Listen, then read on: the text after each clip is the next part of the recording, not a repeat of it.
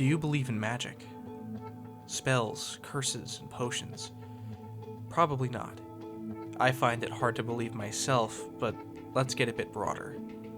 Miracles. Things that can't be explained, and things that can't be understood. I'm sure there's a few of those things that we agree exist. We all breathe air, but we can't see it. Our spines send electrical pulses throughout our bodies so we can move, but you can't feel that. What else can't we see or feel? Just because we can't prove something we see or feel exists, does that mean it isn't real? Clairvoyance, for instance, the ability to gain insight into the future through extrasensory vision.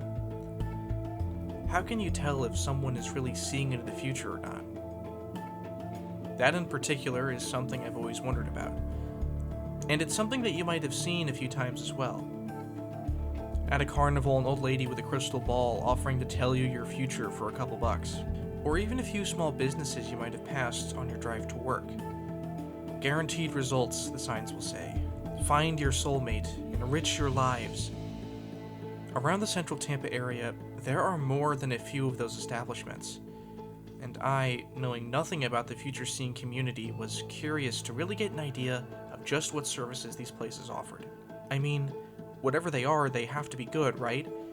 How else would these establishments stay in business? How else would there be so many of them?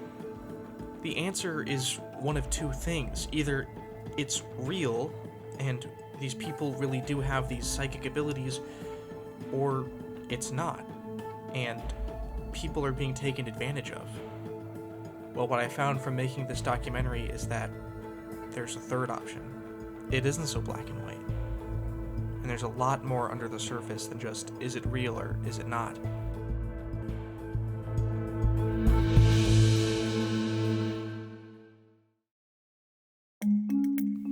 I took to the internet to search for these places, to get an idea of what they do and how much they cost. And I was hooked immediately.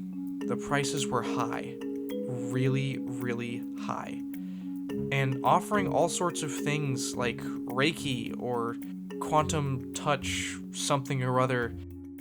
It sounded like nonsense. It sounded fake and goofy and something that you would see on a Marvel movie. But all of the Google reviews had people raving. 5 stars, life-changing, saying that they make appointments often. And as someone who doesn't really buy into any of this metaphysical stuff, I had to find out if there was any truth to it.